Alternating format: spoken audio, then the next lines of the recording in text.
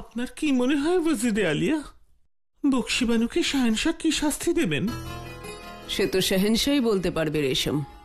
বকশিবানু শাহেনশাহর বোন, খুব আদরের বোন। আমি বুঝতে পারছি শাহেনশাহর এখন মনের অবস্থাটা কি। ওর চারপাশে এখন অনেক প্রশ্ন ঘোরাফেরা করছে।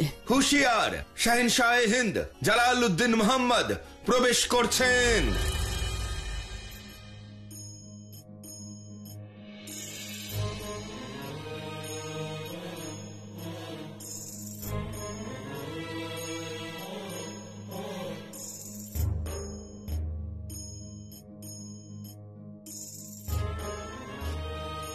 জালাল,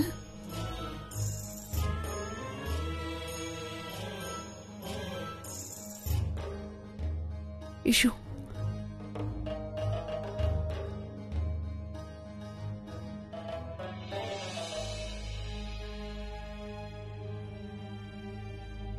শান্ত হও জালাল।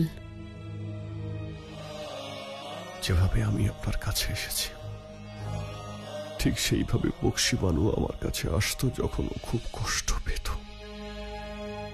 ওর খুশিতে খুশি হতাম, ওর দুঃখে আমি দুঃখ পেতাম।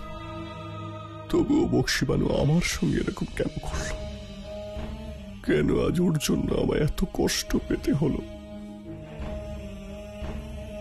যাকে আমি কাছের মনে করি আমি তার থেকেই বারবার কেন কষ্ট পাই বড় আম্মি? প্রথমে আবুল মালি, তারপর শরীফুদ্দিন আর বকশি, আমার বোন আর তার শহর। শাহেনশাহর কোনো বন্ধু হয় না জালাল। শাহেনশাহর শুধুমাত্র শত্রুরাই থাকে। তাহলে এই শত্রুরা মুখোশ পরে কেন থাকে বড় আম্মি? কেন? আমি এটা মানছি যে আসল অপরাধী শরীফুদ্দিন, কিন্তু তার সঙ্গ কেন দিল আমার বোন? আমি শত্রুদের বিরুদ্ধে তরোয়াল তুলতে পারি, কিন্তু আমার বোনকে আমি কি শাস্তি দেব? ও ভাইজান বলে আমাকে, তাকে আমি কি করে শাস্তি দেব? আমার ভিতরে একটা যুদ্ধ চলছে বড় আম্মি, একজন শাহেনশাহ আর একজন ভাইজানের মধ্যে। এতে জয় যারই হোক না কেন, পরাজয় আমারই হবে বড় আম্মি, পরাজয় আমারই হবে।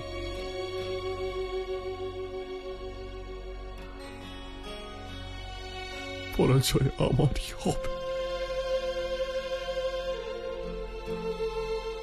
আমি চাই শত্রুদের মধ্যে এমন ভয়ের পরিবেশ তৈরি করুন যেন তারা ঘুমের মধ্যেও ভয়ে কেঁপে ওঠে, আর বন্ধুদের মধ্যে এবং দুর্বলদের মধ্যে এমন ভরসা তৈরি করতে হবে যাতে তারা নির্ভয়ে বাঁচতে পারে। মুঘল সাম্রাজ্যের জয় হোক, জয় হোক, জয় হোক।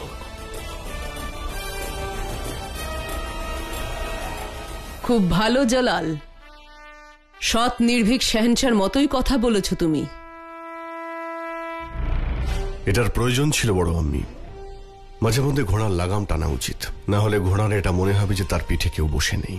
বড় আম্মি, সকালবেলাতে যখন আমি রহিমের সঙ্গে ঘুড়ি ওড়াচ্ছিলাম তখন আমার একটাই কথা মনে হলো যে ঘুড়ি ওড়ানোর সময় ওর সুতো হাতে থাকার সঙ্গে সঙ্গে ঘুড়ির দিকেও নজর রাখা উচিত, কিন্তু লক্ষ্যটা একবার সরে গেলে ঘুড়িটা কে কাটবে সেটা জানতেও পারা যায় না। বড় আম্মি, সেই জন্য ঘুড়ি যখন আকাশে উড়বে সবাই আপনার দিকে দেখবে, আপনার প্রশংসা করবে, কিন্তু আপনার লক্ষ্য যখন সরে যাবে আর ঘুড়িটা যখন কেটে যাবে তখন ঘুড়িটা মাটিতে পড়ার সঙ্গে সঙ্গে আপনার সম্মানও মাটিতে মিশে যাবে। এই মুঘল সাম্রাজ্যের সেনাবাহিনী ঠিক ঘুড়ির সুতোর মতো, যা সবসময় আমার হাতে থাকবে আর আমার লক্ষ্য সবসময় ওদের উপর থাকবে। মনে পড়ে সেই দিন যখন তুমি ছোট্ট ছিলে, এইটুকু, আর এখন দেখো তোমার বয়স বাড়ার সাথে সাথে তোমার সাহসিকতার যোগ্যতাও বেড়ে চলেছে। গর্ব হয় তোমার প্রতি জালাল। এখন সেই গর্ব আরো বেড়ে গেছে জালাল। আমি মানছি যে তোমার শরীরে আমার রক্ত নেই, কিন্তু আমি তো তোমাকে বড় করেছি। এটা আমার একটা অহংকার যে আমিও তোমার আম্মি, বড় আম্মি। আল্লাহ করুন তুমি সব ক্ষেত্রেই আরো আরো সফল হও। সবই আপনার শিক্ষা আর ভালোবাসা বড় আম্মি। আসুন। আজকের এই উৎসব গুরুত্বপূর্ণ। আজ শাহেনশাহর জন্মদিন, সবকিছু ভালো হতে হবে, সবকিছু। আর একটা কথা, শাহেনশাহকে খাবার দেওয়ার আগে আজ আমি নিজে চেখে দেখব। যাও নিয়ে এসো। শত্রুরা এই সময়ের অপেক্ষা করে, এই দিনের সুযোগ খোঁজে যাতে আক্রমণ করতে পারে। সমস্ত সৈন্যদের সতর্ক করে দাও, ওরা যেন হুঁশিয়ার থাকে, চারিদিকে যেন নজর রাখে। কোন রকম অপরাধ, কোন রকম ভুল ক্ষমা করা হবে না। যাকে আমি সবার উপরে মনে করি, তিনি আপনি ছাড়া আর কে হতে পারেন বড় আম্মি? জন্মদিনের অনেক শুভেচ্ছা জালাল। তুমি এই জগতের সব থেকে বড় শাহেনশাহ। এই জগৎ যেন তোমার কাছে মাথা নত করে। জন্মদিনের অনেক শুভেচ্ছা তোমাকে। আল্লাহ আপনার দোয়া অবশ্যই স্বীকার করবেন। হ্যাঁ, আর একটা কথা, ওইটা কি ছিল রেশম? খেলো, দৌড়ো, ধরো, জিজ্ঞাসা করো, বেগম রোকেয়ার উপহার বোঝো। এ কিরকম ধাঁধা বড় আম্মি? খেলো, দৌড়ো, ধরো, জিজ্ঞাসা করো, বেগম রোকেয়ার ধাঁধা বোঝো। জালাল খুব চিন্তায় পড়েছে দেখছি। ক্ষমা করবে জালাল, এ ব্যাপারে আমি সাহায্য করতে পারবো না, কারণ আমাকে ধাঁধা বলার অনুমতি দেওয়া আছে, সমাধান বলার অনুমতি দেওয়া নেই। খেলো, দৌড়ো, ধরো, জিজ্ঞাসা করো। এই বয়সে খেলা, ছোটা, বুঝে গেছি বড় আম্মি। মেবাদ, মেরতা, আজমের আর নাগর, এসব সামলানোর জন্য আদমের থেকে দক্ষ আর কে আছে? কিন্তু আপনি তো জানেন শাহেনশাহ রোকেয়া বেগমের কথা শোনে, আর রোকেয়া বেগম তো আদম খান সাহেবের বিরুদ্ধে।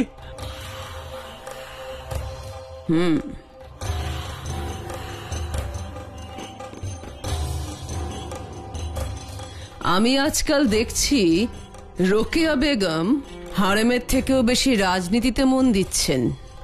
আমার জায়গা নিতে চাইছেন উনি, ওয়াজিরে আলিয়া হতে চাইছেন। দাবা খেলা আলাদা বিষয় বেগম রোকেয়া, আর রাজনীতি আলাদা।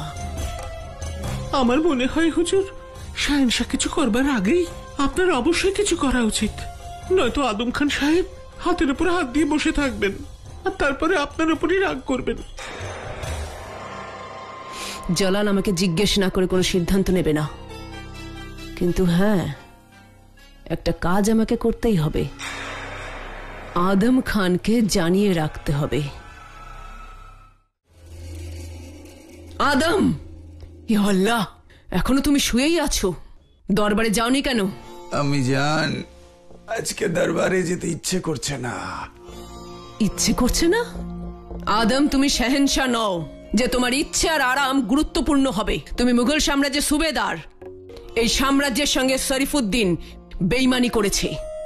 4টে অঞ্চল এখনো ফাঁকা পড়ে আছে যেখানে কোনো সুবেদার নেই, আর জালাল এটা সিদ্ধান্ত নিয়েছে ওখানে নতুন সুবেদার নিযুক্ত করবে।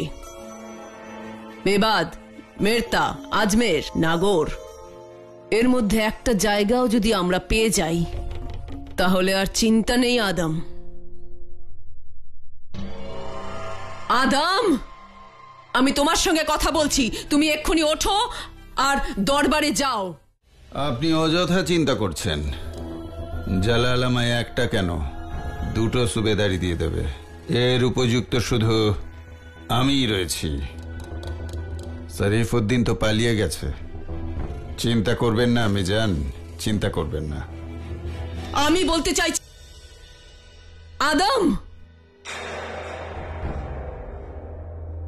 অপরাধ নেবেন না ওয়াজিরে আলিয়া, কিন্তু খবরটা জরুরি। এমন কি খবর আছে রেশম যে তুমি একটু অপেক্ষা করতে পারলে না? হুজুর, শাহেনশাহ 4টি জায়গায় সুবেদারের নাম ঘোষণা করে দিয়েছেন। তারপর বলো। আদম খান সাহেবকে কোনো দায়িত্বই দেওয়া হয়নি।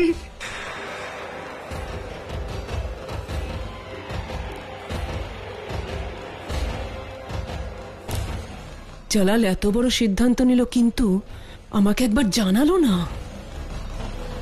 আমি ওয়াজিরে আলিয়া হলেও আমার সঙ্গে আলোচনা করার প্রয়োজন মনে করল না। না জালাল, তুমি এটা একদম ঠিক করনি।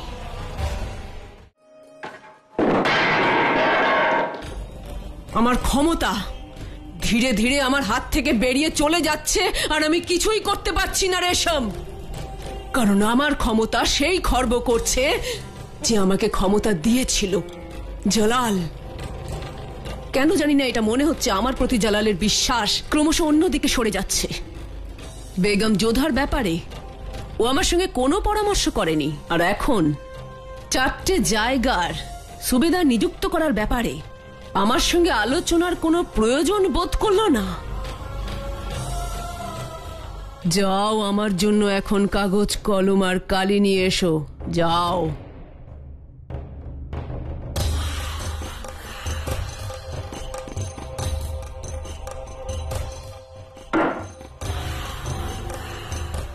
এই সংবাদ এক্ষুনি এই মুহূর্তে তুমি শাহেনশার কাছে পৌঁছে দাও, আর ওনাকে পড়েও শোনাবে। হুকুম পালন করা হবে ওয়াজির আলিয়া।